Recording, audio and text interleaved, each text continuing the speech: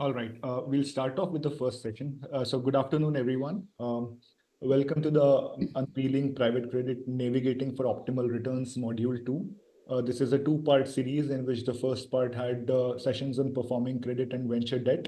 And this is the module 2 today happening.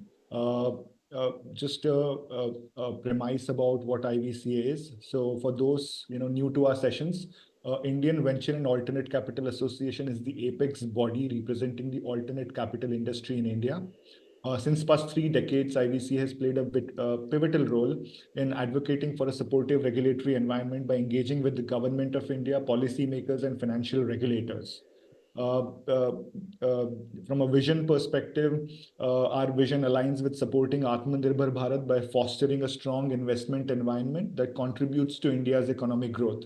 From a strategy perspective, we represent about close to 370 members across the alternate capital ecosystem, spanning across private credit, real estate, infrastructure, venture capital, private equity, real estate, venture debt, and many more strategies with the alternate capital ecosystem comprises of.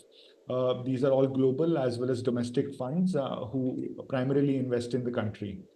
From a today's module focus point of view, today's session will have two specific panels. One is on high yield credit strategies, and another is on the changing paradigm of commercial real estate in India.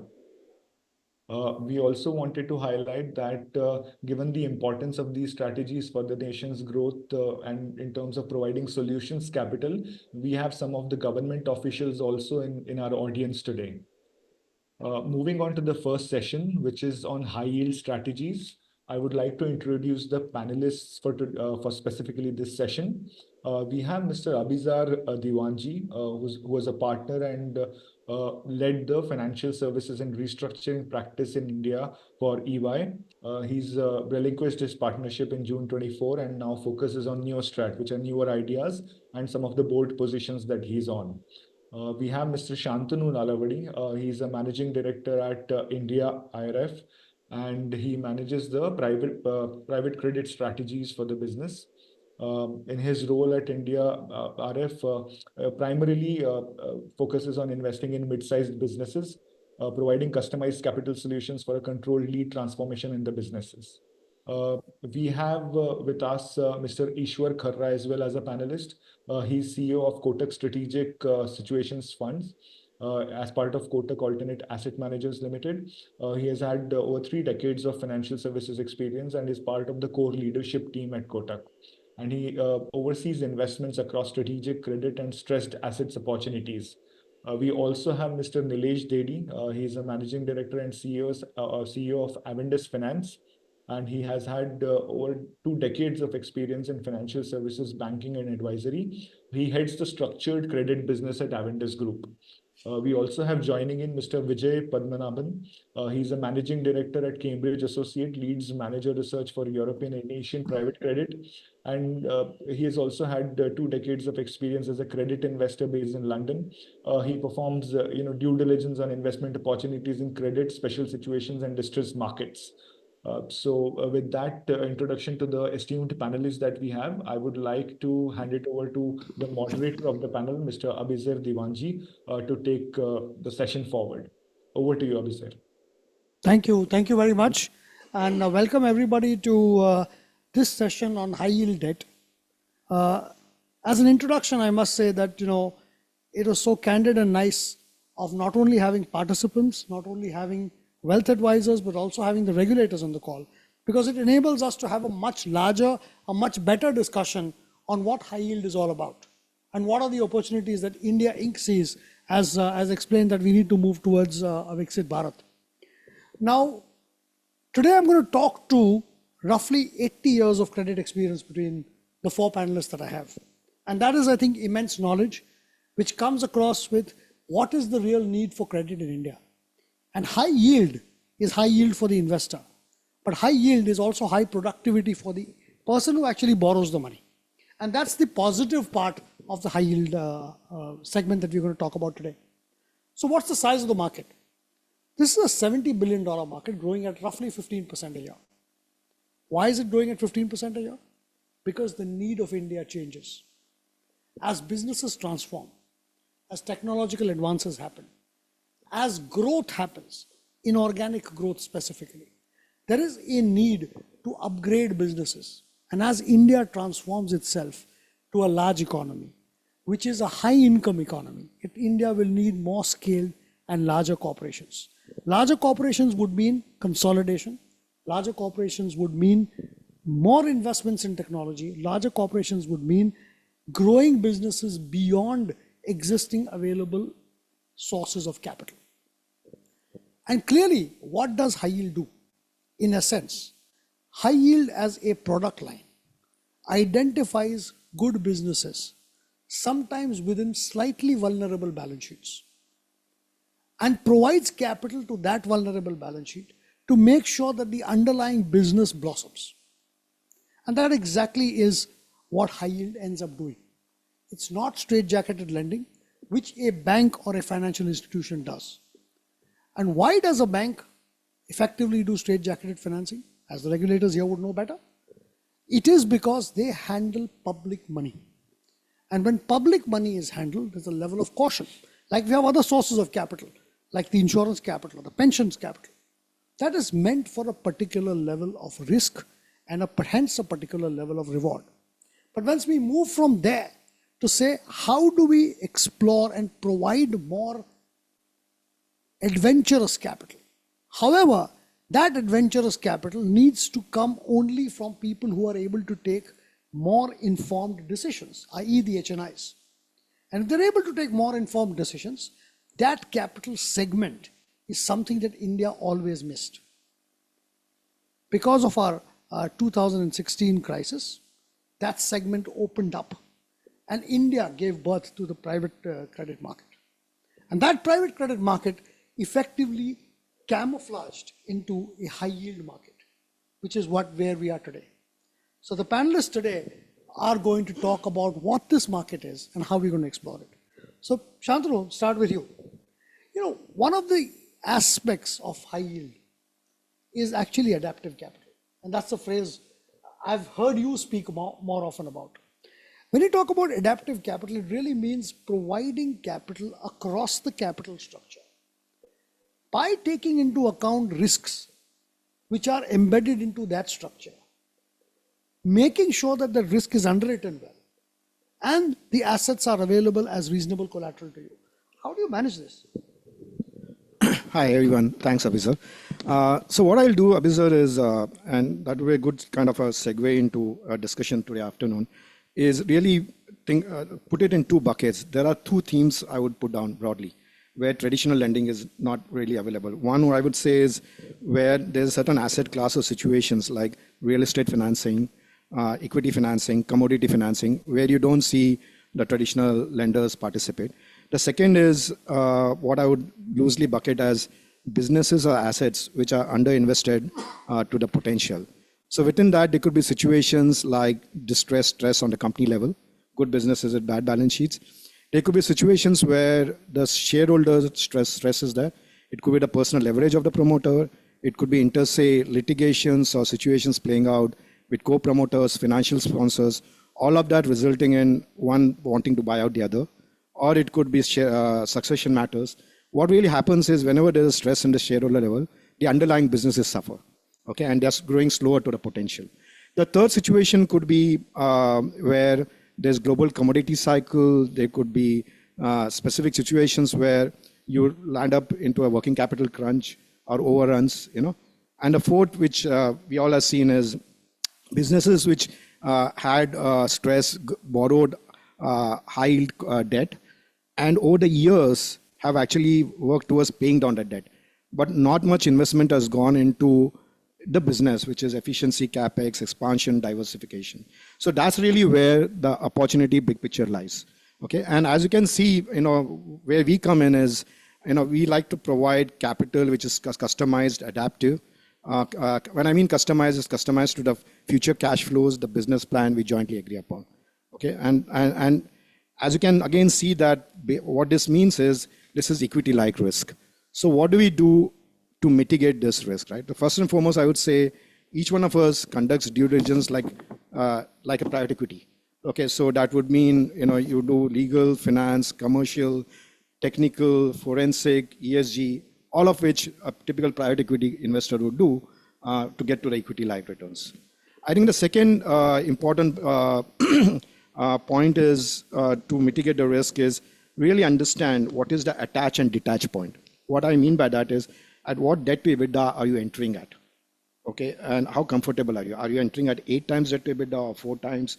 Okay, and that's very important because as you underwrite the business plan, that attachment becomes very important.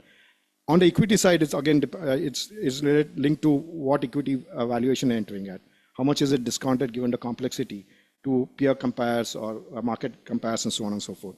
And then what's equally important is the business plan you're underwriting and the execution of that and the rating upgrades you get. Because all of that is results in the detachment. And the detachment is you get paid down, you get refinanced, or there's a liquidity event. So I think that's fundamentally the second important point which we look at in terms of when we look at the asset. The third is what kind of risk you want to undertake. Okay, so it's a risk reward, right? So if you feel the risk is higher, you could set almost everything on debt, okay, and have the collateral value. If you think there's equity convexity, then you could take a warrant or a naked equity to ride the upside. I think that's again from a risk return perspective is very important to size that. The fourth one is you heard about this words like structured, right? Structured returns. What does it really mean? Whether it's debt or equity. If it's debt, it's how you structure it. Senior, junior. If you believe that the collateral is LTV value is not much, if you believe that the cover ratios are not much, then you take some external financing. Of course, you can do all of that, right? It's external collateral, sorry, I mean. Or it could be liquidation preference.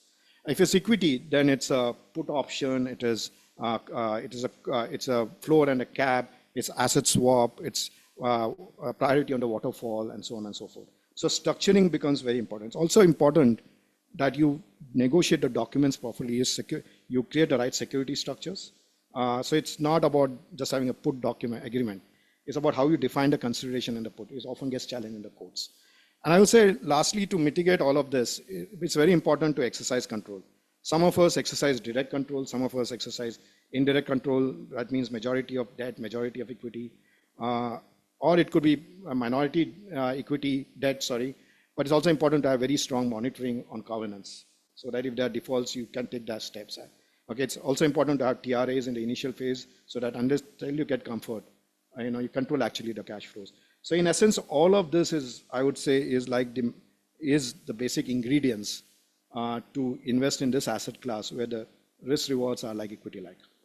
Yeah, I mean, I'm going to ask this question, of course, to all of them, but to you too. So in your kind of, as you said, adaptive capital structure, what's in it for the borrower and what's in it for the lender?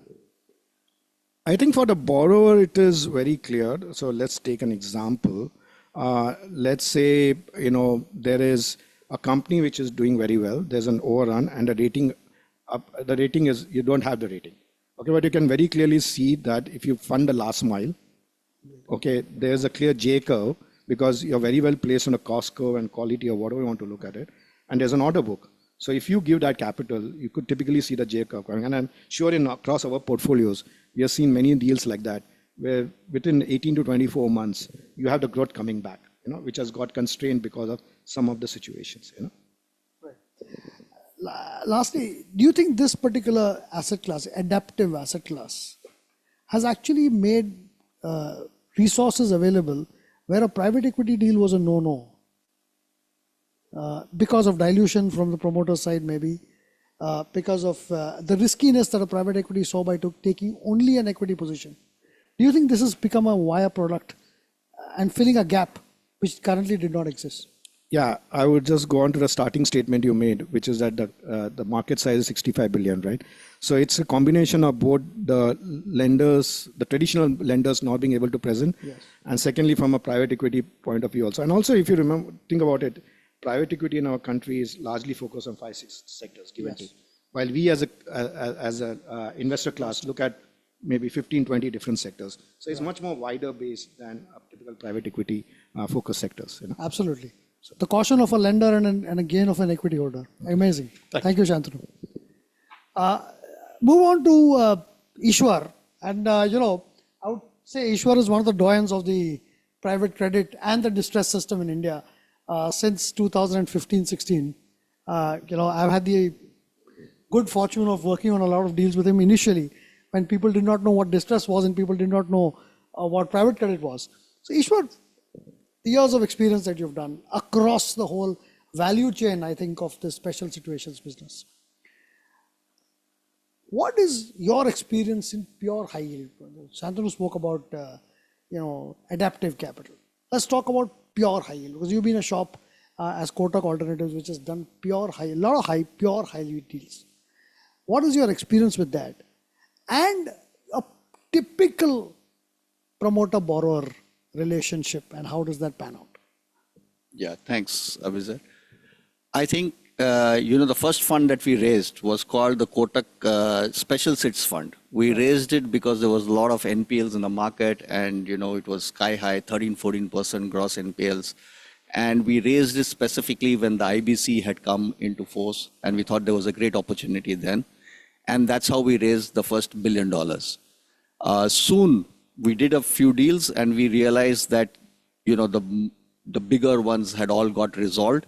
Either strategics had picked them up, or they had found, their own solutions through, customized refinancing solutions. So we have now migrated. Our second fund is now renamed as the Strategic Situations Fund. And this is, again, flexible capital. And I think the regulators, not only in India, I think across the world, are our best friends. Because regulators around the world are saying, look here, this is risky money that you guys are giving. It's not meant for common FD deposit retail, deposit holders. And if things go wrong, then the government eventually steps in and bails you out. So I don't want you guys to be taking this kind of a risk. So let this market be with the private credit guys who understand this credit, and let them raise money from, whether it's HNIs or whether it is global institutional capital or it's domestic institutional capital, people who have the appetite and who understand this risk better.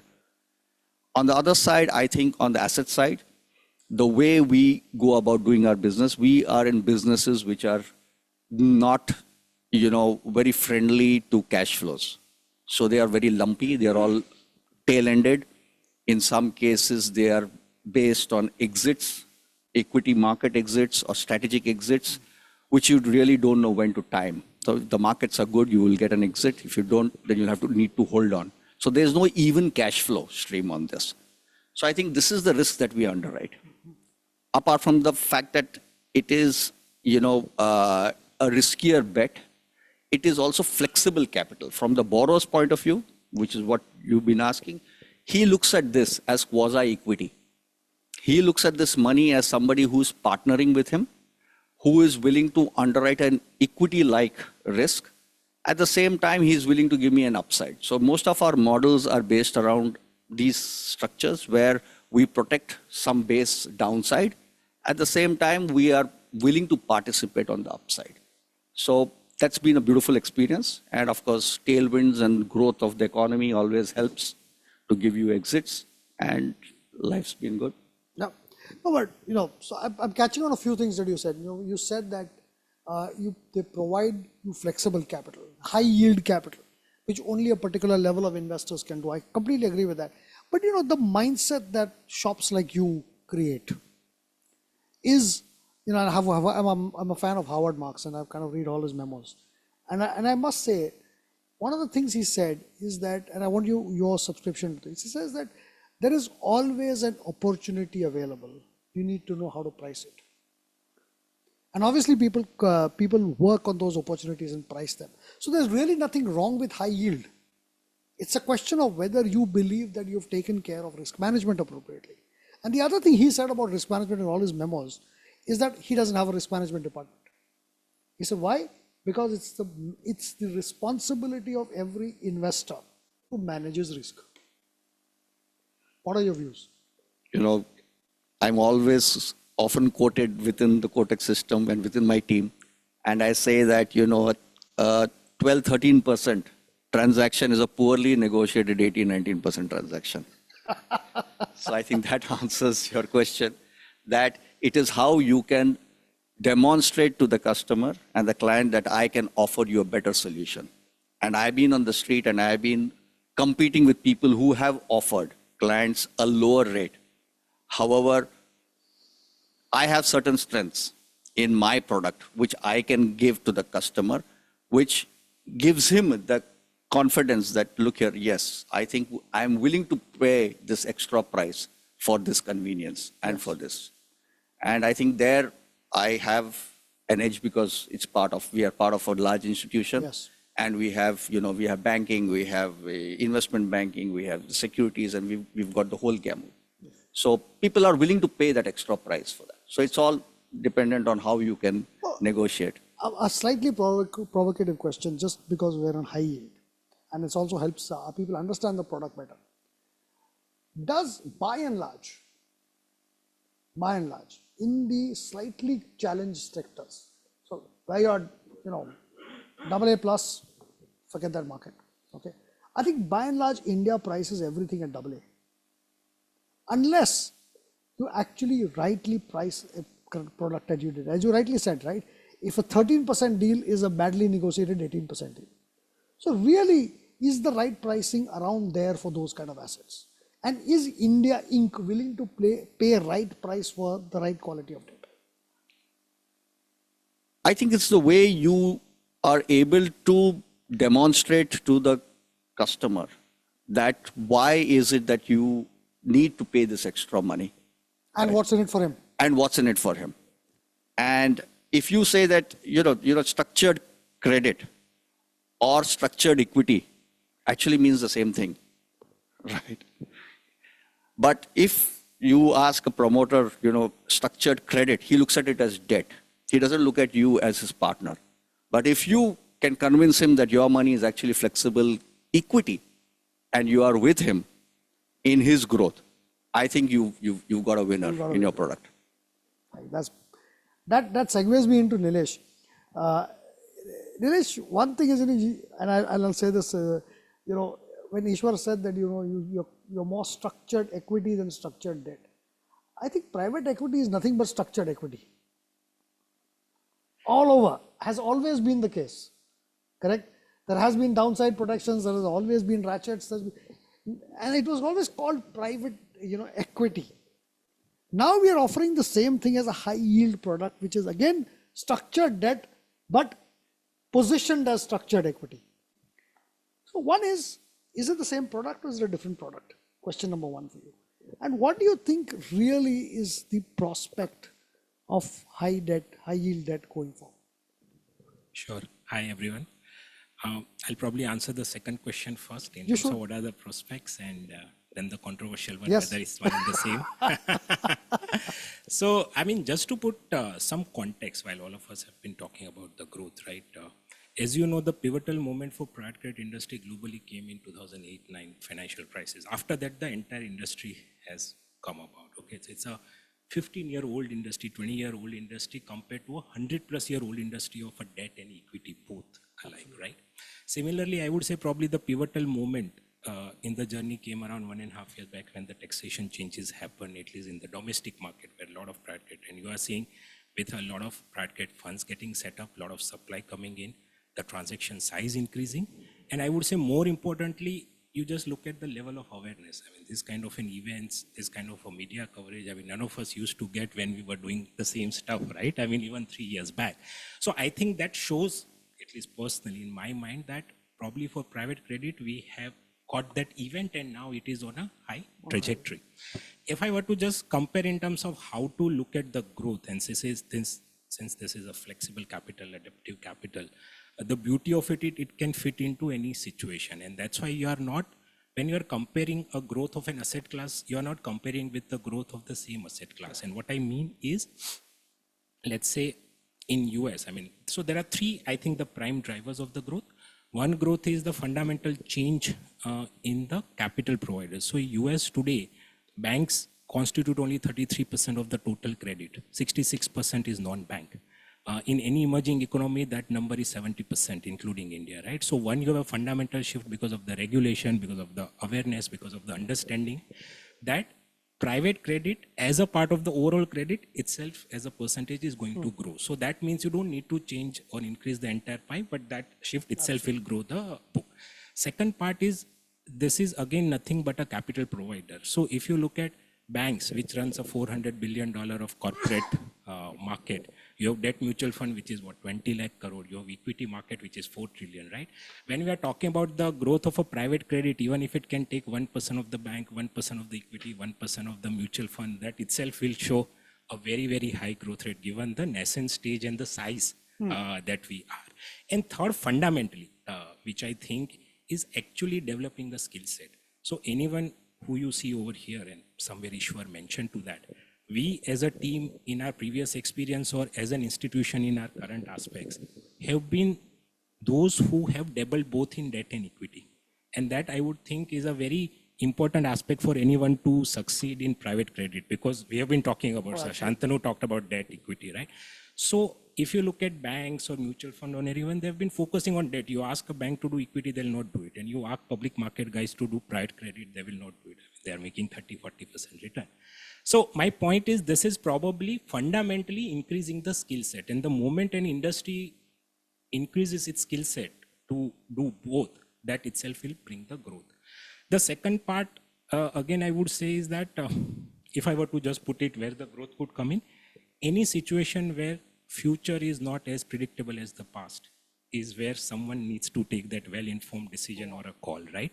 And that, I think, any situation, if it's stable, mature, predictable, then you have a debt lender. And if it's stable, mature, predictable for equity guy, you have a multiple of 50 and 70 where everybody is ready to give them equity, right? It is only a situation where debt guy is not ready to take that predictability kind of a call, and equity is not available where the private credit comes in. And that is where all the things that Shantanu mentioned. And when I look at high yield, I mean, it's a high understanding and a high value add product rather than not necessarily taking a high risk. And what I mean is that if you want to play in this, you need to have high understanding, you need to have high diligence, you need to have high checks, you need to have high monitoring, you need to have high control. Everything is required. And it takes us 3 to 6 months, right, for any meaningful deal. So the moment you add everything, I think fundamentally it allows you to take that call, and that is where I think the high yield come in, coupled with, of course, the high value add that it brings in. And the moment you are playing on a situation where the future is, let's say, disproportionately different than the past, which means if it works out, your value creation also is going to be disproportionately high. And if the value creation is disproportionately high, no promoter or a company minds paying part of it to the high value, high yield, so to say, private credit provider who have helped him create that value. So I would put it in terms of where, so any situation where we feel that this is the situation, we take a call and we get the benefit, it works out. So that's, I would say, as far as the potential growth areas of the, and the last point I would also say, just to give 2-3 examples, that why it works in all situations is because suppose the industry is going through a growth phase where there's a rapid growth, right? Then you need growth financing. That's where the private credit comes. If the industry is going through a consolidation phase, then you need acquisition financing, the private credit comes. If the IPO market is not hot, PE needs an exit, promoter funding to give exit comes. If the IPO market is hot, everybody wants a much higher valuation 2 years down the line. So bridge to IPO comes in, right?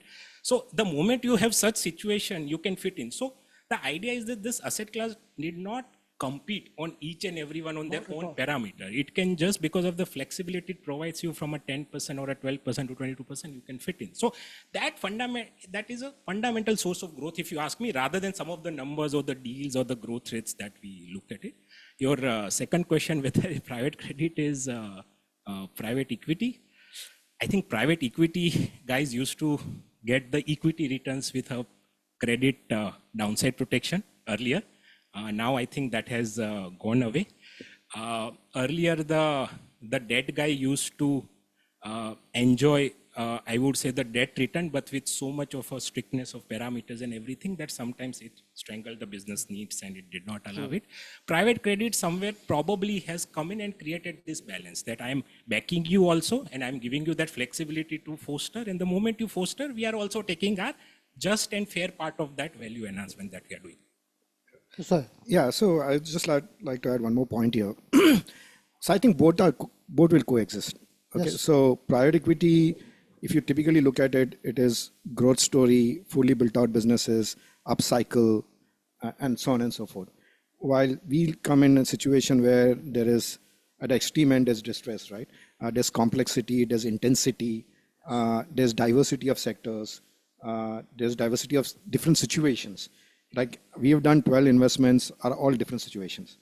And some are half built. You have to do a lot of workout through the management and through your own monitoring and control or whatever it takes to make this turnaround. So it's more hands-on, more intensive, you know. Agreed. And I think that's where really this high yield has a very bright future, as much as the private equity continues to grow. I completely agree with you. I reserve my comments till the end. Quickly come to Vijay. And as you know, by the way, this is the first time that IVCA is doing where all the panelists are sitting together except Vijay, because he's going to give an overview, overseas perspective to us. So we didn't want him sitting with us. Hi, Vijay. Hi, observe here. Hi, Vijay. You know, you're obviously sitting in London now, and you have a outside-in view of what's happening. We had an inside-in view from all these people, including myself. We really need an outside-in view because, you know, what we showcase to the world is the Vedantas and the SPs of the world, right? How do you see, first of all, the Indian high-yield market from outside? And of course, you are the one, you have the ability to zoom in and zoom out because you keep coming in and coming out. So how do you see this market from afar? And how do you think it compares with the global high-yield market? Yeah, sure, observe. Let me address that by actually starting with just putting some numbers in perspective. You had mentioned 65, 70 billion market. Just for everyone's context, the global high yield bond market alone is almost touching 2 trillion, right? And then you also have a global high yield BSL, which is broadly syndicated loan market, which is also of the same size. And then you have a private credit market, which is almost touching 2 trillion as well. So you have that level of scale of potential opportunities for investors. And I think India will actually grow significantly, simply because this is just started now, right? So the next few years you will see this number multiply. Now, if you look at what investors focus on, you have typically pension insurance investors who typically focus on the less low risk side of those, and they leave the higher risk stuff to mostly to private clients and to kind of other institutions, or the capital pools coming from sovereign wealth funds, etc. So you have that situation where some of the countries are very interesting, which is like US, UK, Europe, and some parts of Australia. And I think why is India getting very interesting? I think the key driver for that is the IBC has settled down, right? I think it's very important that a lot of people globally saw India as a distressed market for a long time, and that has changed in the last few years too. Okay, now there's an IBC, there's a way to recover money, there is a standing for each part of the capital structure, and it's respected by the courts, and so that in that sense, the regulators have done a fantastic job of getting that off the ground and making it a very sustainable process.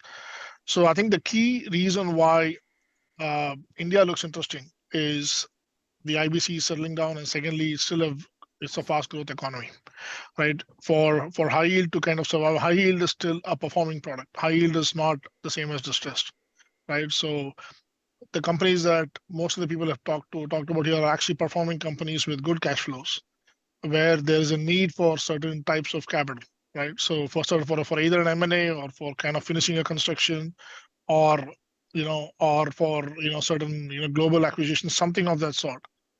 Or so there's a need for such capital, and the promoter is willing to give some equity in return.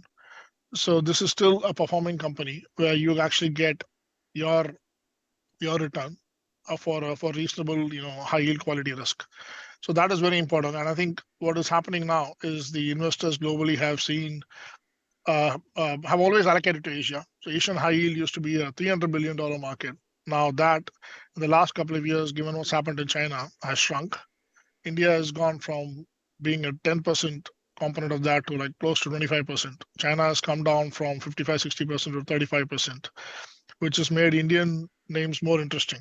People have been familiar with Vedanta, SP, Adani, Reliance, all of that, but they feel like, okay, fine, that we have invested in those for a few years, it has worked.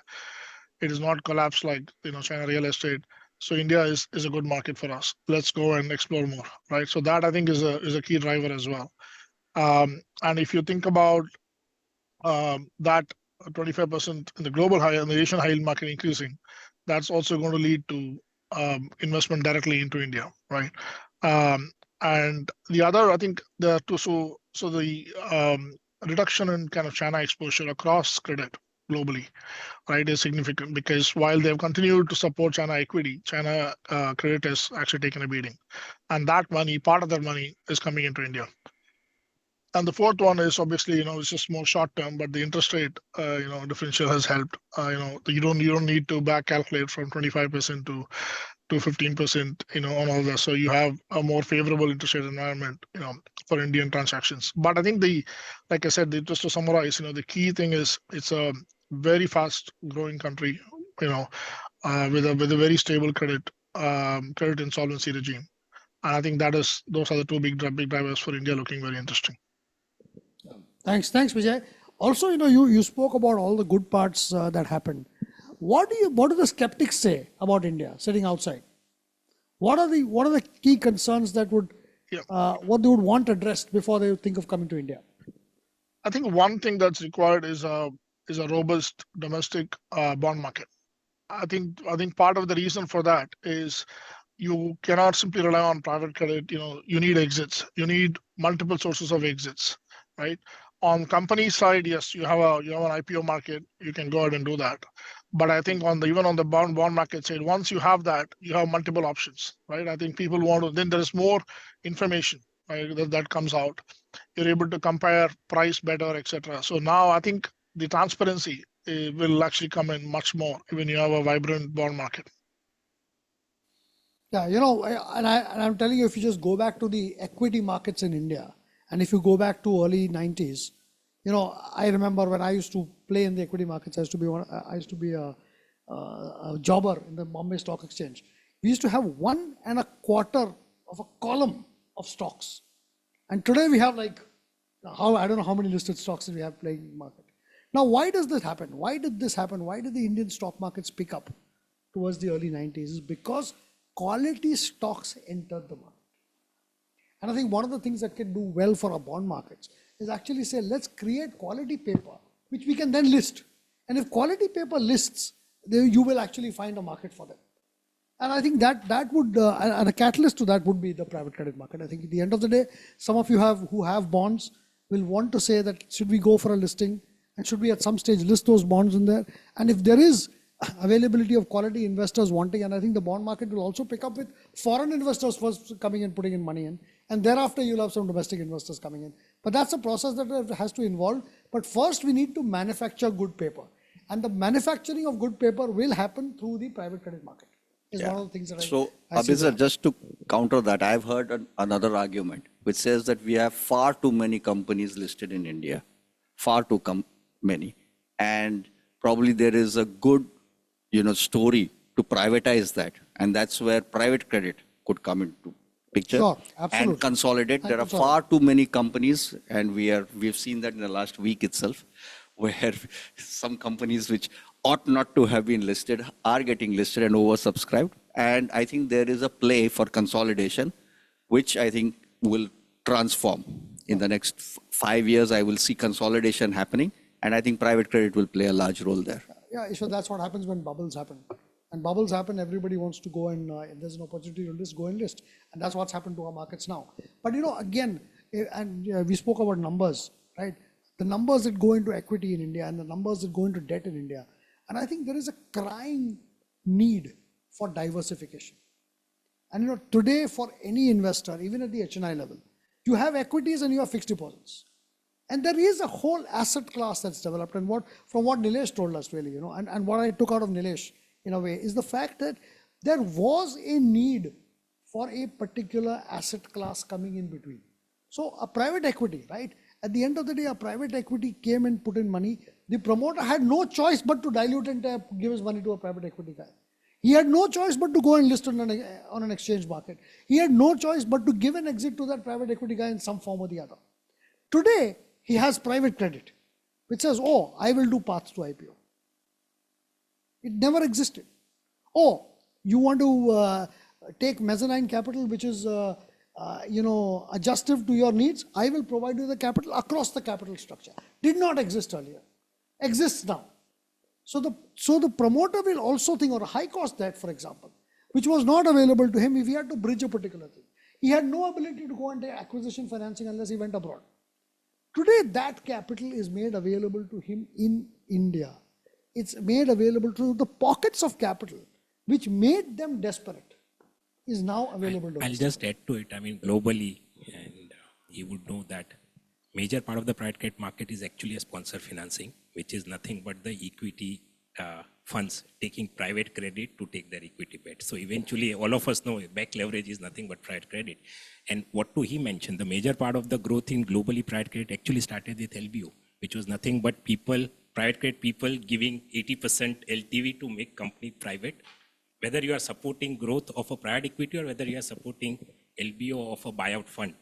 Actually, at the back end, it's not majority equity which is funding it. It's a majority private credit which is funding that equity investment. I agree, but I'm saying that in overseas, that avenue was available. Yes, that's In what I'm India, saying. that avenue was not available until a few years ago, is now made available. And you can see the use cases that we're talking about here.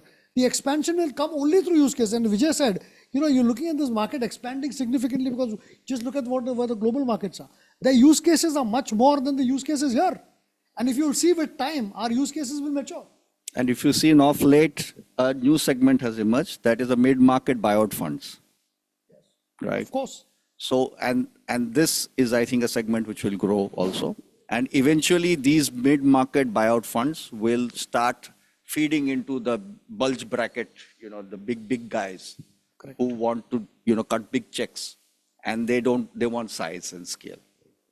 We'll continue with you, Ishwar. There's a question for you from the audience, and I'm kind of moving to the questions because we've kind of, a little short of time, got 5 minutes left. But question to you, when you say structured credit is flexible equity, when you say structured credit is flexible equity, can you elaborate more on what with an example, please? Yeah, for instance, when we give a CCD instrument, or even for that matter, an OCD instrument, there are various ways in which we structure it. One is there is value protection in the sense that we get a protection on the entry valuation, as well as we get an IRR protection. So that's one way of getting a protection. And because of this protection, we kind of give an upside sharing to the sponsor, to the promoter. The second way to protect this is do a multiple protection. As you know, when you enter at X multiple, and if it gets listed or if there's an exit event which is at a lower multiple, it'll eat into your IRR. So when I mean structured, I mean that you get a protection on that, either in terms of an IRR, in terms of the entry valuation, or in terms of multiples. So that's what I meant. There's a question for either of you who may want to answer. Is from an investor perspective, how does one weigh between a high yield instrument and a private equity? What are the pros and cons? I think from an investor perspective, what they need to look at is in private equity, you do not have downside protection.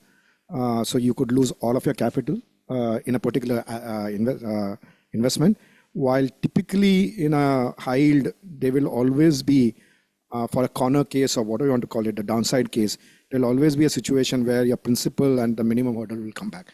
And that's what really matters, because if you lose principal in a deal, then it's much more difficult for a fund to make the returns.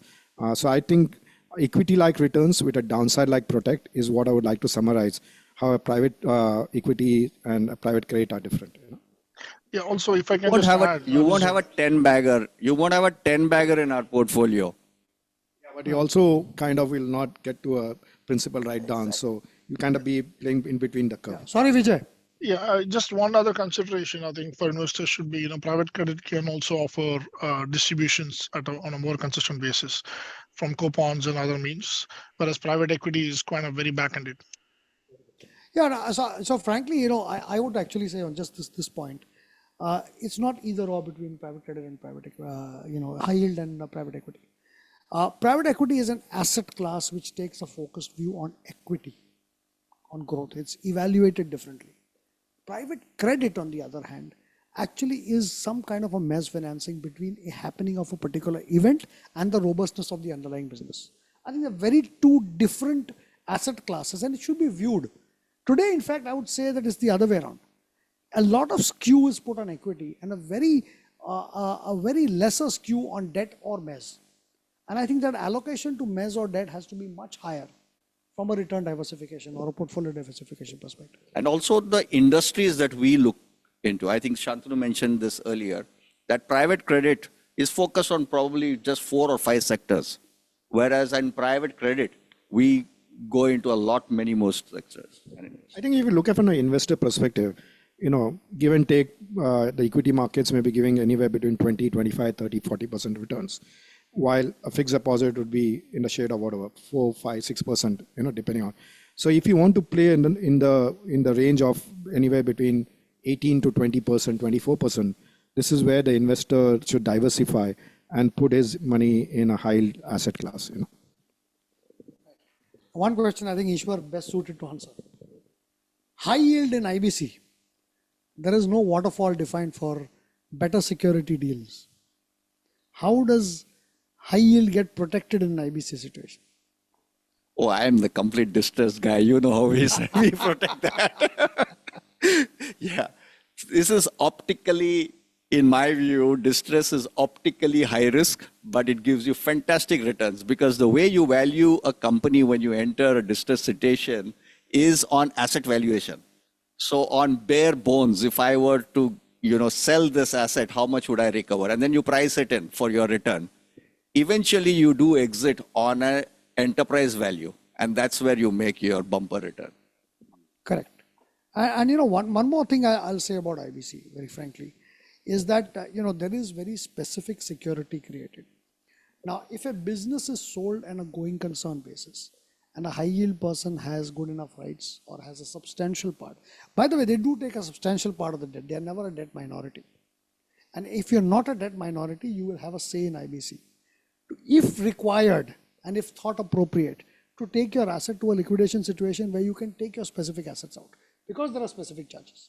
So I think in an IBC situation, there is a better protection to a high yield than possibly to a normal bank. Absolutely. Absolutely.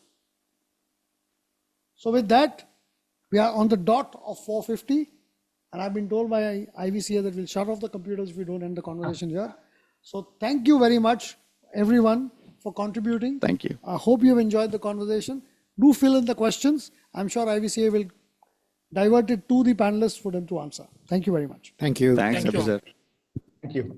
Thank you to everyone, all the panelists as well. This was great, such an insightful session. I'm sure the audience could actually get nuances in terms of the high yield strategies, various structuring mechanisms that you use from a global perspective, how investors look at India as a market, what are the risk return premia that you folks focus on, and why team experience running a particular product is important and how nuanced it is.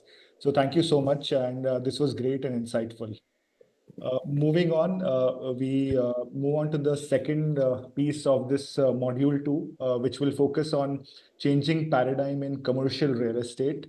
Specifically for this, we have Mr. Gautam Hora among the panelists. He's managing director at RYP with over 2 decades of experience in real estate investments and portfolio management with GIC, Tishman Spear, and JLL. Then we have Mr. Parvesh Sharma. He's a managing director, country head India at Tishman Spear, with about 3 decades of experience planning real estate value chain.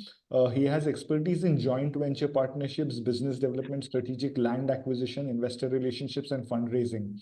We have Mr. Rahul Arora as well with us. He's the MD and looks at leasing services, heads the leasing services business for JLL India. With about 2 decades of experience in the real estate industry, he specializes in office leasing, tenant representation, and strategic advisory. To moderate the panel, we have Mr. Shobhit Agrawal. He's MD and CEO at Anerock Capital Advisors, and he's a visionary entrepreneur with professional excellence with over 2 decades of experience in real estate investments again.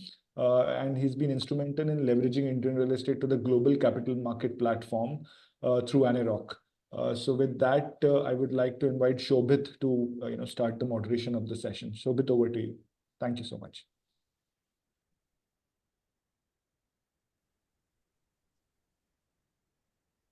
Do we have Shobhit yet? I was just kind of. Okay. Oh, hi, I'm there. Oh yeah, okay. I'm there. Hi. One, thank you for the kind introduction. Thank you for having me, guys. Sorry, I was just fiddling with my laptop and I didn't know where the window went away. Right, I was trying to find it. So yeah, little challenge with the system, but thank you, IVCA, for having us. I'm Sure. actually first of all glad that real estate fits into this category or subject. Earlier, we were never invited for these sort of conversations, private credit versus real estate. So I'm quite happy. And we'll, in the next 30 minutes, try and give you an overview. I have the privilege of having Gautam from Edelweiss, Rahul from who will talk about leasing perspective, and Parvesh, who's from Tishman, talking about he dual hats. He's a developer and an investor. So we will try and get the perspective from an investor, come a developer, saying what's going on. We'll try and this is a sort of a power packed session. So Sure. let me just give you a quick perspective, just a setting of the context. Real estate is a very yield play. You sort of buy stabilized offices that are rented to grade A tenants.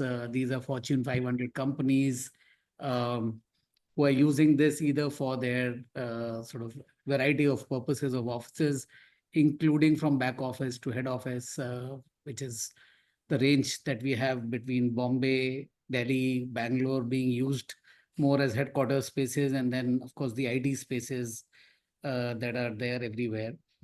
But the background is the first entrant in this space from an institutional perspective was way back in 2020, 2011. Blackstone, after laying or staying quiet for 4 years after FDI opened, suddenly did a deal where they bought a full building which was fully rented, and they bought it at a cap rate. That was the beginning of institutionalization for real estate. Since then, they own over 100 million square feet of this sort of category. Then came in Brookfield, then came in GIC. I can continue to name CPPIB, QIA. So all the very best real global investors. These are top 10 investors anywhere in any country. Started to participate in this asset class. And took it all the way to listing. So we are now have three REITs in this category, one led by Embassy, another one led by Rehejas, another one led by Brookfield. So they've taken it there. It's been listed also for quite a few years now, 3 years, over 3 years. And it continues to be a very active marketplace. So there's buy sell that's happening. People are turning over assets, tenants are leaving, mark to market revisions of rents are happening. So about $6 to $7 billion comes in annually from the last sort of over a decade. That's the quantum of private equity investments that real estate receives. And nearly 50% of that goes into offices. And these are mostly stable offices. So these are offices that are fully built out and now producing income. With that sort of background, I want to move to Rahul. Rahul is a champion and a resident genius on leasing. Yesterday, we had a sort of a pre-session. Somebody said he can almost now go and join Harvard and start teaching about leasing. But very quickly, Rahul, two questions to you. And that'll give our audience a context of what's happening on the office market. So one question is, which we usually ask, especially when we are dealing with global investors, saying grade A offices around the world don't seem to be doing well. But India has taken a contrary position where we'll have the best ever year in take up of offices in 2024-25. So what's going on? What are you hearing? what's the difference between how do you what is the noise you're hearing about from occupiers between what's going on with their global expansion versus India expansion? And the second part of the question is, how strong is this demand? Can you quantify this? So Rahul, over to you. Sure, thank you. Shobit. And Howard was not discussed, but yeah, there was a discussion around professorship, which I turned down, thankfully. Um, Talking about, so there are two different parts. One is India and the other is a global, outlook. And I'll start with the, recent visits to the US and to other countries that we've made. Um, so largely across the globe, there has been visible slowdown on office real estate space, whether it is Europe or Americas. We've seen great amount of traction in India over the last 18 to 24 months. It continues right now. We see a strong pipeline, and I'll come to the reasons as well. We have seen a lot of good demand coming back into areas like some smaller countries in Southeast Asia, into Japan. US, interestingly, for the last 12 months till first half of this year was sounding very negative. But during my last visit, and I happened to make two visits in July for two different events, and during those meetings, what I understand is that green shoots are visible. It may not be at the same scale as how it is taking place in India, but there are definitely positive signs in the Bay Area. There are positive signs. Obviously, we've heard a lot about Texas over the last 2 years. There are good positive signs continue to be there, and New York, where offices, because of banking, have been back.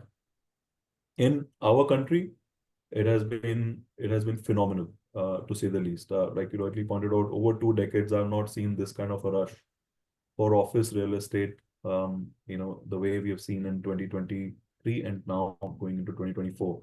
Now, about 8 months into 2024. 2023, we closed the year, the gross leasing of 63 million square feet, which was the highest ever leasing that India witnessed. Gross, of course, because there are some that were replacement where some buildings came back, and I'll come to that. So you had 63 million square feet of gross leasing, about 42, 43 million square feet of net leasing, which was very high. And that we saw because of flight to quality, clients focusing on ESG, clients creating newer office spaces that are built in a way that employees want to come back. Obviously, we all heard about the mandates that global companies, started from 2023 to call people back. Today, India is at about 76% return to office across the country. There are some cities who do better, some sectors who do better. The other interesting thing that we noticed was, of course, this demand was not just from IT and ITES space, right? This demand came back from sectors like banking, financial services. Just to put things in perspective, compared to 2019 or any year prior to that, in 2023, banking and financial sectors demand quadrupled in India, right, for office space. Across Bombay, Pune, Chennai, Bangalore, Hyderabad, we have seen banking clients taking spaces and taking large amount of spaces.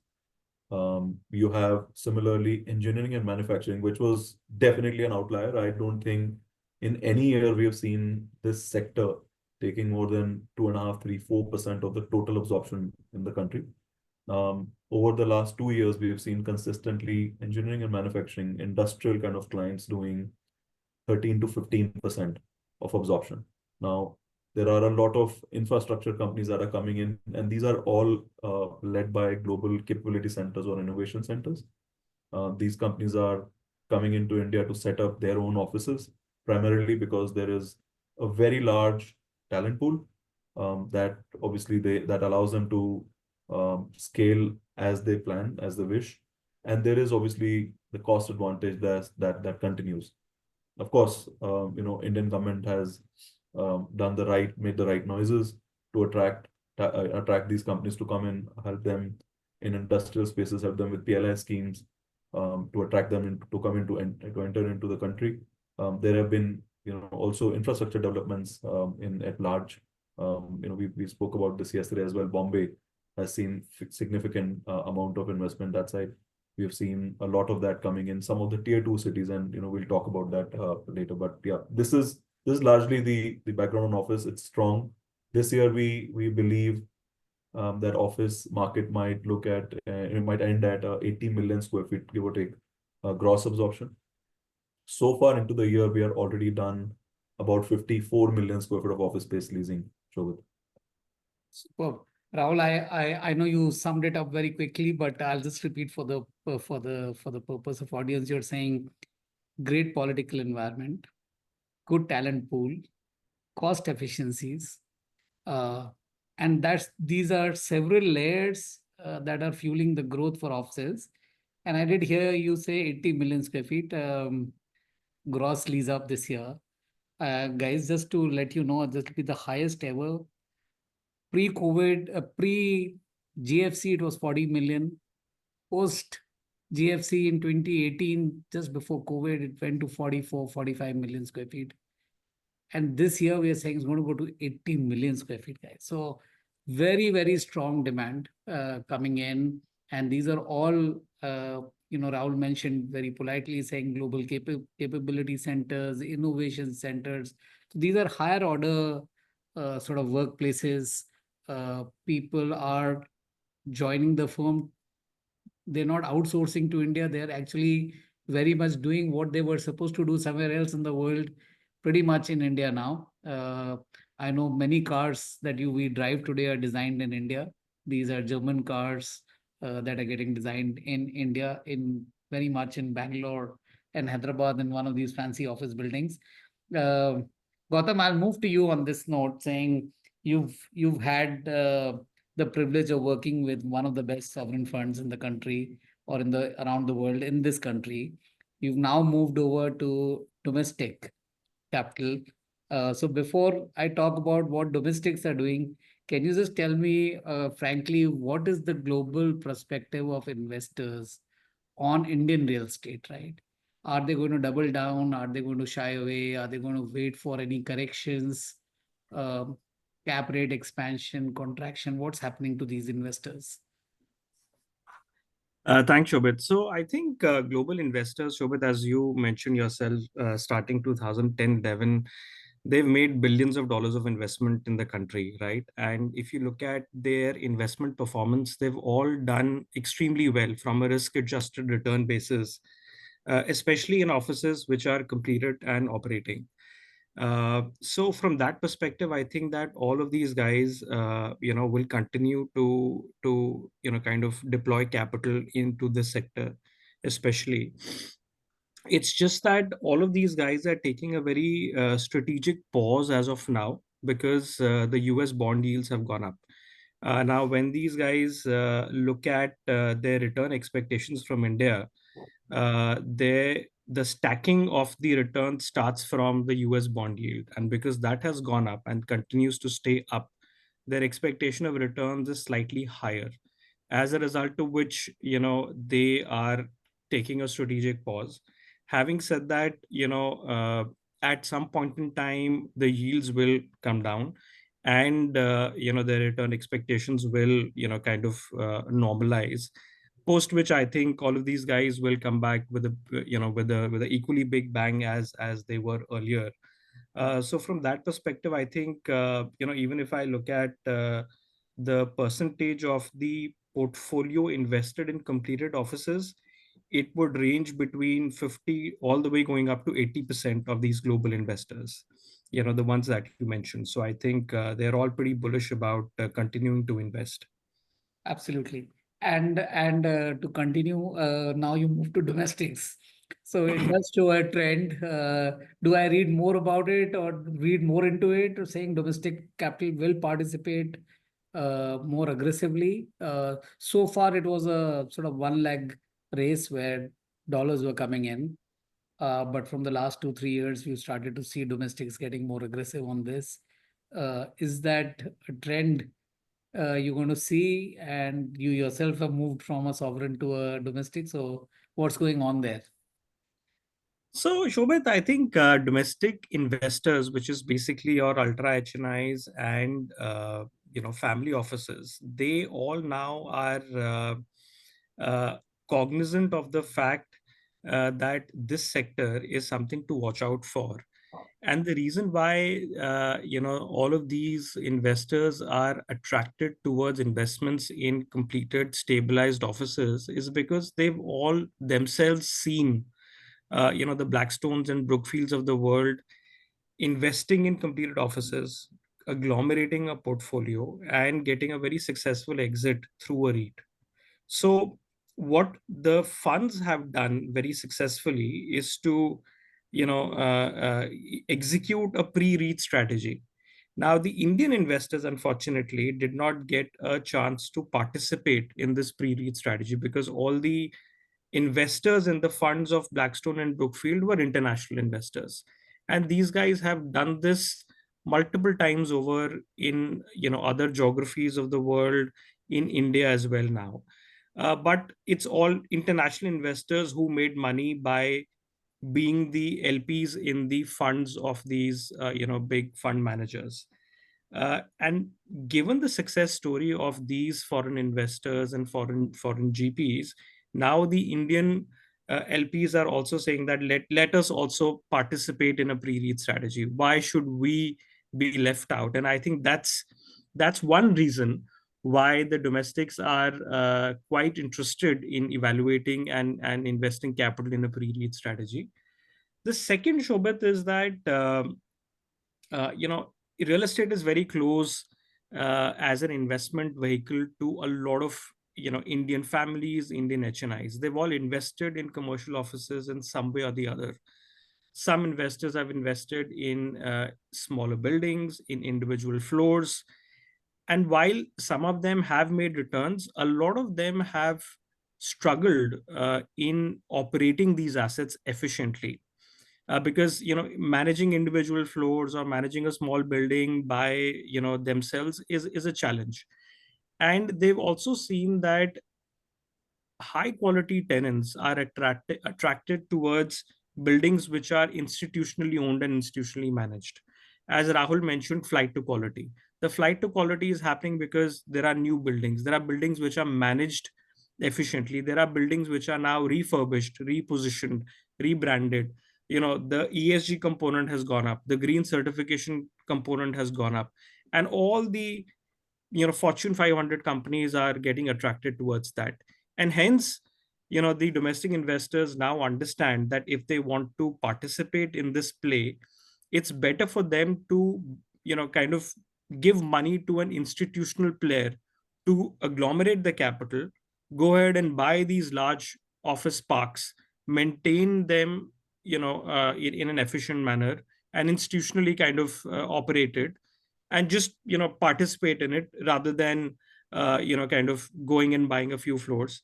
And third, this also allows them to get the diversification of investing in buildings across the country instead of just getting focused on one floor or one building in a particular city. This gives them the opportunity to participate in a diversified portfolio.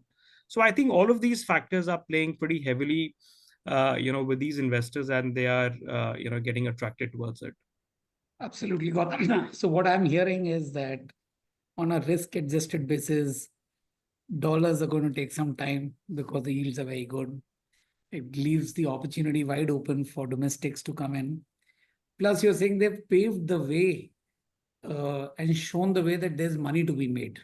They've taken a decade, they've been very slow, very patient, but they've made a lot of money, which is giving the confidence to domestic investors saying that's the way to go, buddy.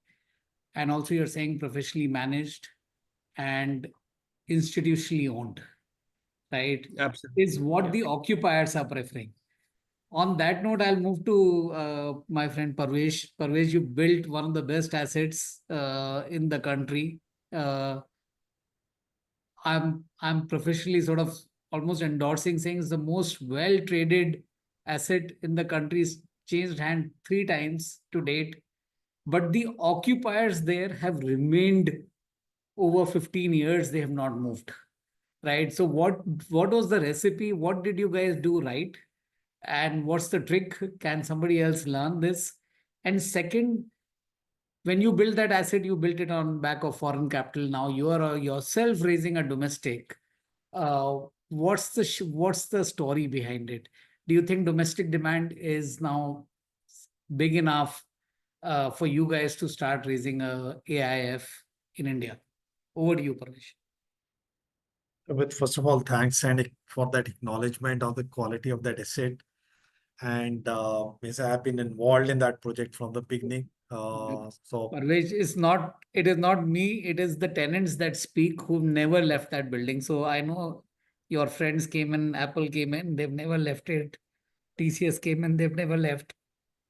It's an endorsement of a no, sort. it's a moment of a lot of pride for all of us who has been part of that journey and who has built that asset from the scratch.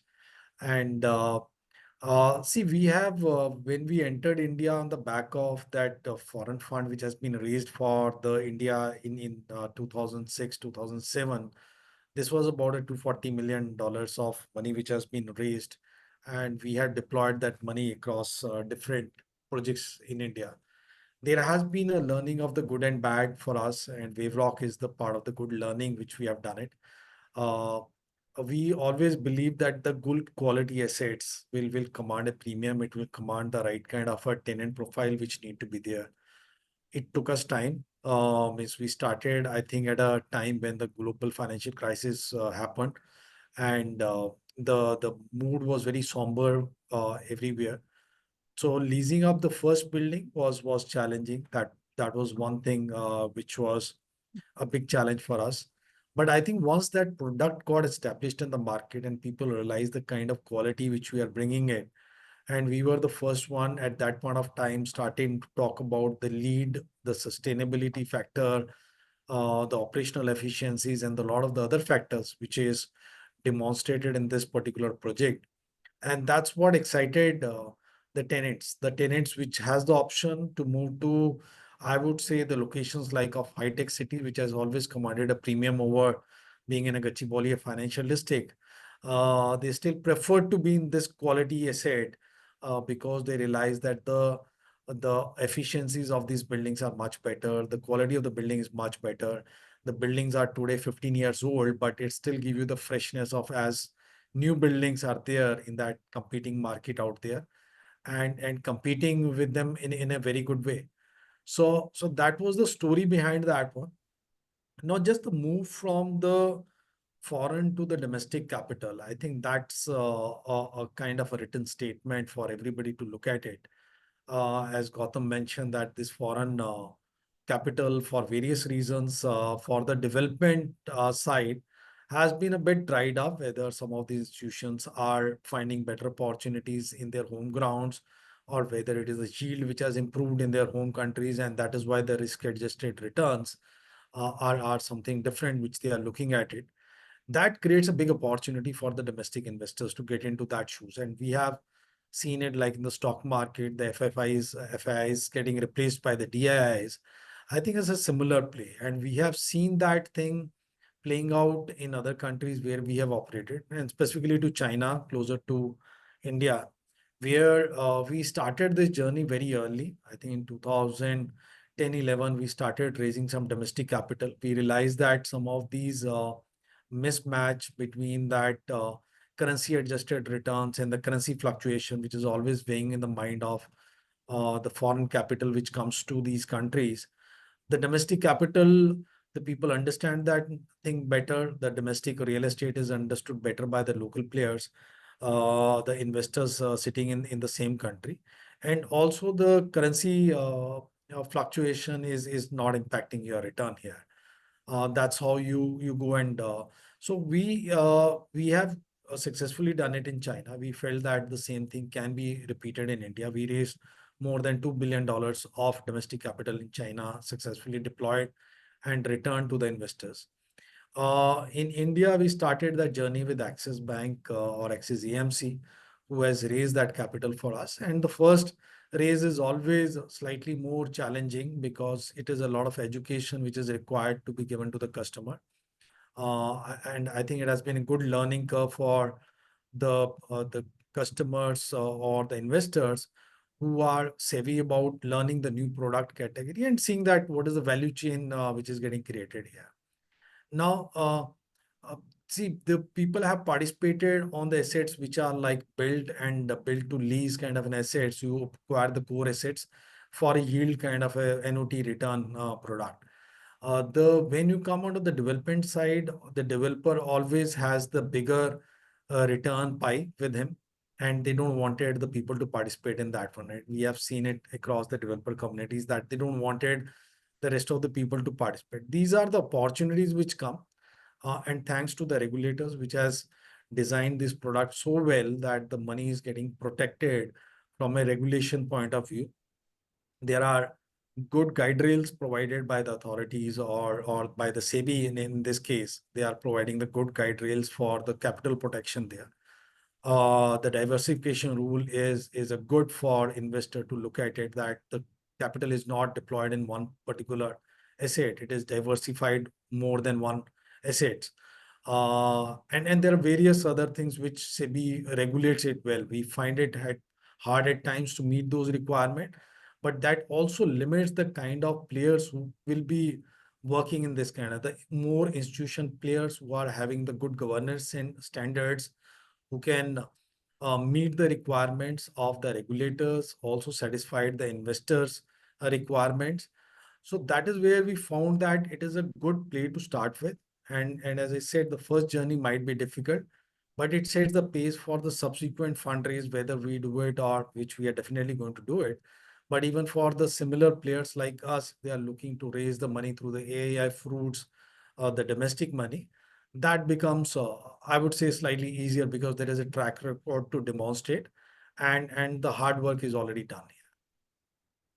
So, Parvesh, what I gather from your sort of quick intro is that good quality assets are very critical. Good locations are Absolutely. very important. You think that SEBI, through its AIF mechanism, has put the right governance structure, and therefore domestic investors have a reasonably safe sort of set of rules through which this money can go in and get deployed in what Gautam was saying is an exciting asset class, which has yielded multiple returns to dollar investors. Maybe rupee investors can start to take advantage of that situation.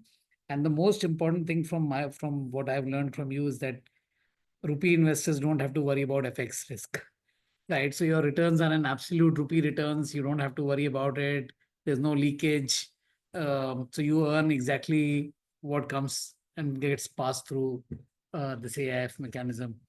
Rahul, I'm going to come back to you. I heard Gautam say that institutionally held buildings are preferred by occupiers.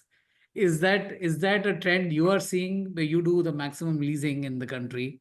And what segment within this whole block of 80 million square feet, what's really firing? Is it the banking? Is it the co-working sort of requirements or GCC you mentioned slightly? But it'll be nice for the audience to understand who's the net occupier and do they prefer institutionally held asset class?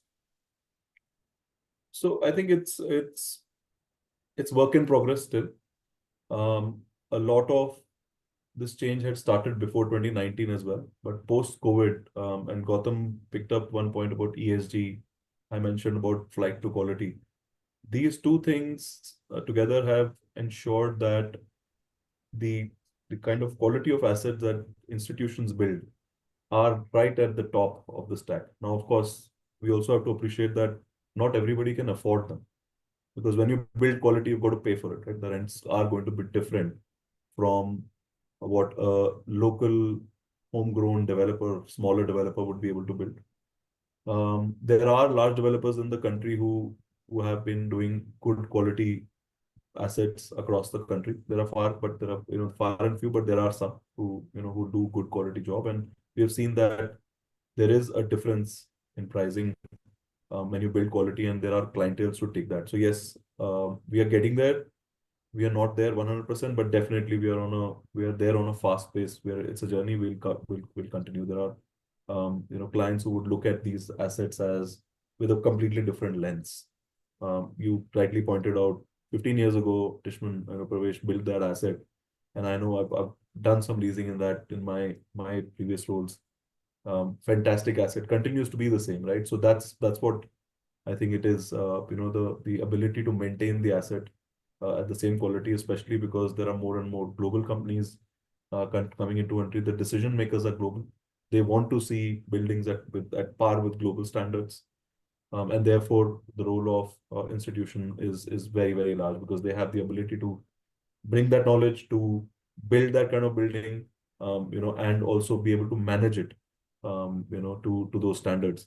There are a lot of buildings that we noticed, post COVID really became grade B in some manners. It was institutions who actually went ahead, bought those buildings and refurbished them, to bring them to those standards that are acceptable to global tenants. I don't think there were a lot of smaller developers, or in many cases when buildings are strata sold, it is absolutely possible at all. So yeah, I think this is happening. I think the also one big reason, Shobit, for this change is, we spoke about the global innovation centers or global capability centers, which you summarized nicely. These are not offshoring, this is inshoring. Companies come in and say, I will build my own office.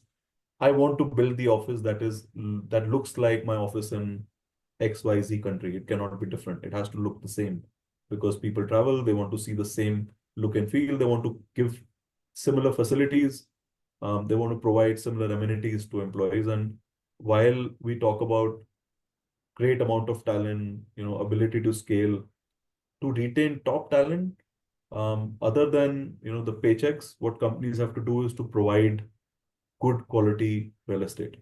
That's become a big differentiator post COVID, especially. This was always there, but after COVID, this is more and more pronounced, where the team members want to understand what are the ESG factors that have been taken into consideration while building the asset which they are occupying. They are asking these questions to their companies as well, and companies are becoming more and more conscious. From a demand perspective, like I said earlier, technology used to be the biggest taker of space. About 40-45% used to be always pure play tech, ITES space. Of late, we have seen about 20 to 24%. And my numbers might be little plus or little minus, because 2024 is not yet closed. And I have some numbers of 23 in my head and some that has happened in first half of 2024. Banking and financial sector was leading this back after technology. Technology came down to about 22 to 24%. Banking financial services was between 20 to 22%, very, very close to pure play tech. We had engineering and manufacturing, which was between 13 to 15%, and flex or managed office players were cloaking between 20 to 22%. So they are also, they are amongst the top three space takers for 2023, and I'm sure it's going to be very similar in 2024 as well. So you're saying flex office has stepped up in terms of the demand, and they're taking up large demands. But just to sort of help our audience, even when these flex office come in, ultimately they provide sort of managed spaces to corporates itself, right? So it's some sort of outsourcing of office management has been taken away by these companies, but the occupier profile, even within the co-working or flex office, remains grade A, long leases, and they're pretty safe in my view. They're not doing so. I would sort of what we refer to as enterprise solutions. So most of these guys are working towards enterprise. Is my assumption correct? Within the 22, 25? Largely, yes. Shobit. You're pretty much on spot. So most players, the good large players in this space, similar to Office. any industry, there will be top few, and then there are lots of others. The top few players in this space have matured significantly over the last 3 or 4 years, I should say. They're focused more on managed. So I would say a good mix will be 70-30, 70 managed, 30 still keeping some flexibility for smaller players. Because we also have to keep in mind that there is a big growth in the startup sector in the country. So you've got somebody has to provide space for them as well. And not just Bangalore anymore. You have Gurgaon, which is growing big. Lucknow, we have heard so many startups coming in. Mumbai is doing well. So yeah, I mean, it's across, depending on the segment, cities have those startups, but about 70% clearly is managed office space. You're right, there are slightly larger leases than what we used to see in co-working environments where it was only 3 months, 6 months, and then, look for another. I think also what has happened is that a lot of, because there was a lack of clarity in corporate occupiers' mind, that, how much am I going to grow, which city, because, we were coming out of COVID, work from home, hybrid working, coming back to offices. Now you don't know how many seats to really build. It's not just the fact that you have to spend money, but how much money, how much do I scale up? Do I keep how many seats do I keep empty? I think those were the questions which really which these managed office players were able to answer. Right. So come in for 2 years, 3 years, get your plan in place. In some cases, we saw these larger occupiers going back to the managed office player saying, "I'll take the lease, but you still manage because I want to do away with the headache of managing the space now." Yeah, Right. so So we got a yeah they found a permanent spot. It spot. came out as an experiment, but now it's become a habit. People 100%. have got addicted to managed office, and therefore that work is continuing. Uh, Yes. I know we have only 5 more minutes, so I'm going to just jump to Gautam and Parvesh. Really, one question each for both of you, and this is a very simple question. I really want to check. Ultimately, we've spoken all about how leasing is going strong, quality assets coming up. India is beating the global trend. Rupee doesn't have FX risk, so hopefully returns, risk-adjusted returns will be higher. Uh, Gautam, what the question is simple. Why should or how should Indian HNIs view this space? Is it safe? What's the construct of the yield? Is it just 7%, 8%? Are there going to be rental revisions? How are you going to construct a play for them? They can, the session before this was private credit. They're talking about equity style return with some protection. They're making between 15 to 18% return with those private credit funds. Why should they put money in sort of office assets? Is it better than that product? And you run both businesses, infra plus real estate, so real assets. How does that compete, right? Is infra better or is real estate better? And then Parvesh, to you, similar question, saying you raised a domestic, what's the real story? Why should investors buy this, right? So starting with you, Gautam, and Rohan, in case there are any questions anybody wants to take up, you can post it on the chat box. I'm happy to pick it up. Sure, sure. Over to you, Gautam. Yeah. So thanks, Shobit. So I think the construct of the returns, in the let me talk about the returns from yielding office, or let me say stabilized office or operating office, right? Uh, we are talking about a total gross IRR, pre-leakages, pre any kind of tax in the range of about 20 odd percent. And let me deconstruct this, for the benefit of, of the audience, that how do you reach this 20%? You start with a cap rate, as we call it, which is nothing but the yield which is coming in from the office asset at the time we acquire it will be in the range of about 8.5 to 9%, or let me say between 8 to 9%, in that range. And then there are various components which keep adding on to it. The first component is the contractual escalation. So as Rahul mentioned, the structure of the leases is that these are generally 9 or 15-year leases with the 3-year lock-in, and then you do a renewal. And in all cases, it's either a 15% escalation every 3 years or a 5% escalation every year. So just to kind of break it down, this let's say contractual escalation, the rents adds about 350 basis points to my IRR. If I hold the asset for a period of, let's say, 4 to 5 years, then this contractual escalation adds that much. The second biggest element, Shobhat, is the optimal leverage.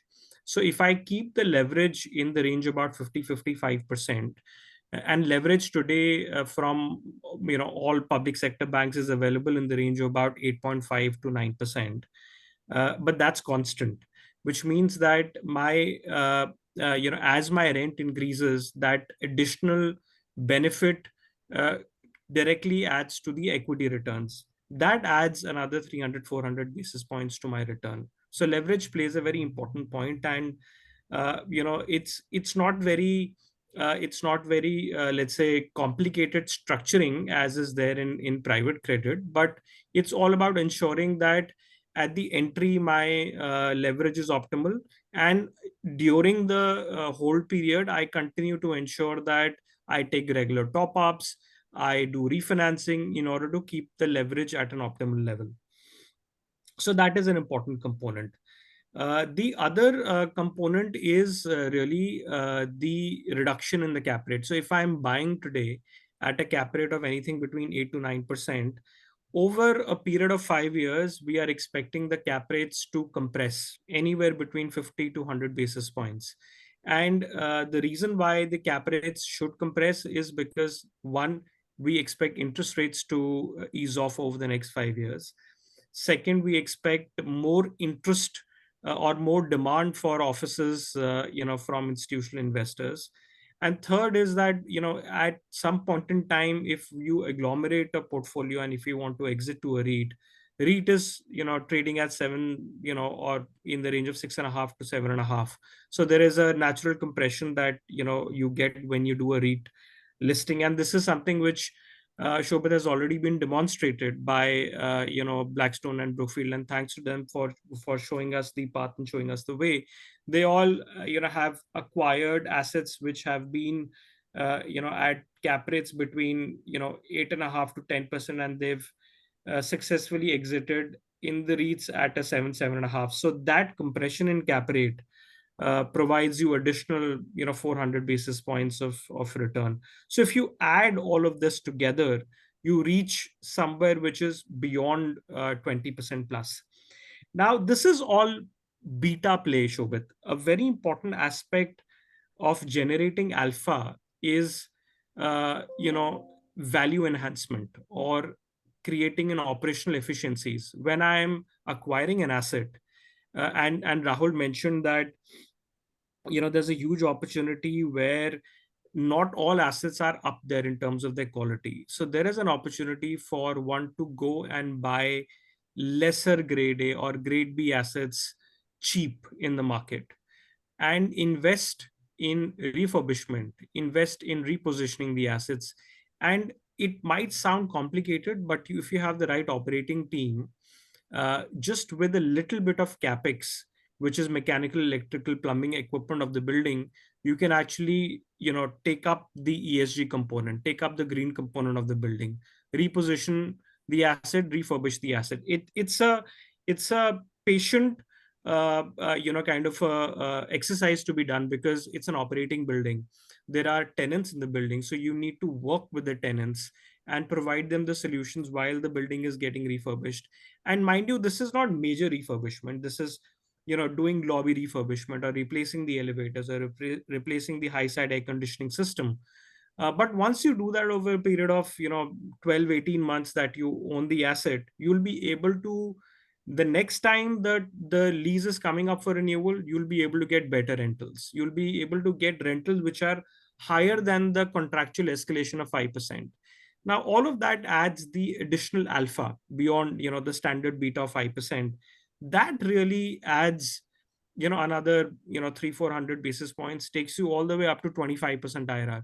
Now I'm just kind of keeping a little bit of buffer, because whatever components I mentioned, some of them may not play out. I'm quite confident that all of them will play out, but let me just keep some buffer. So even if one of these factors or some of these factors don't play out completely, you're still close to about 20%. So that's how you kind of deconstruct the IRR from an investor perspective. Absolutely, Gautam. I think you put it very nicely, saying there's income return, there's income appreciation, there's capital appreciation, and of course, there's value add, like you mentioned, whether it's coming from upgradation of the lobbies or the lifts or the infrastructure behind it, and that can give you a delta. Parvez, quickly, last word.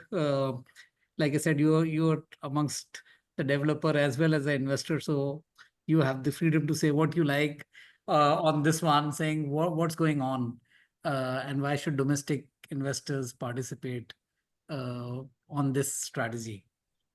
Yeah, no, I'll just keep it very brief and very simple also. I think the reasons for the physical real estate and the gold are the two things which are very dear to the Indian investors, and they continue to invest in that one. But over the period, I think some of the, a lot of the people have realized that maintaining those physical real estate, whether from a rental income point of view or from creating that development return, it is very cumbersome thing to do. It means we know that we all love to retain some of the assets for a rental income where you pay 1 month of a brokerage, 1 month of a maintenance cost of that one because you have to refurbish that place every year. So net income you get it for the 10 months, and the hassle of maintaining the assets is too high. Every time you have to visit, you have to spend your own time and energy on that one. Outsource that function to asset like REIT, where they are doing it, you are getting it 6.5%, 7%, which you will probably look at it on the starting at 8%, but when you do net of that one, you might end up in 5% only. So from that point of view, I think the similar play on the development return also, that in the smaller city, you can probably take a 500 square yard plot and do your own construction and build some shops and sell it. Here you are finding it more, I would say, the regulated way of doing the things, and somebody who is professionals on that one, and you are paying for their professional services for doing that. So that is available in the products are available in the market for, you are not taking that hassles, but you are still getting the development returns, of course, with the net off of the fees and other things which need to get paid. So it's a very compelling case for somebody who doesn't want to get into those hassles of the getting to the real development play of buying the land, approval hassles, development hassles, leasing hassles, all of that. Leave it to the professionals to do it. And as I said, every Indian wants to have that real estate in their portfolio. So that is part of the, and it's also diversification. How much you are going to put your money into the equity or the capital market, you will have to have certain component of the real estate play, because the real estate is a very cyclic play. Means we know that these returns will play over a longer period of time, but you need to have that asset class just from a diversification point of view. So you can decide whether you wanted to put a 10% or 20% of money into the real estate play, or you wanted to keep it a different number, but some amount has to go into this sector. For those simple reason, I think it's a very compelling case for the Indian domestic investors to look at this asset very seriously. Good. Thanks, Pravesh. So just in summary, what I understand is great demand from the occupiers. Good products are available. What Pravesh has mentioned is good governance and good managers are now available to manage these office sort of aggregation platforms. Um, so overall, guys, great time to sort of consider this as an option. I'm handing over to Rahul. But before I do that, thank you, Parvez. Thank you, Gautam and Rahul, for speaking out your mind on the changing paradigm of commercial real estate. Rohan, over to you. Thank you. Thanks, Shobit.